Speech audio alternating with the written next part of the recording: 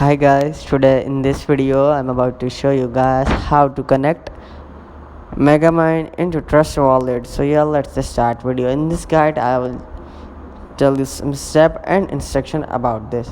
So choose a cryptocurrency, decide which cryptocurrency you want to mine and create a node for it. You will also need to have a collect wallet address for the cryptocurrency to receive mining rewards.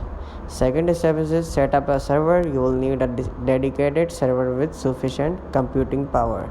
After install mining pool software, choose a mining pool software that supports the cryptocurrency you want to mine, such as Stratum mining protocol or Bitcoin mining pool. Then configure the mining pool, set up the mining pool partners and such as the difficult level, black reward and mining fees.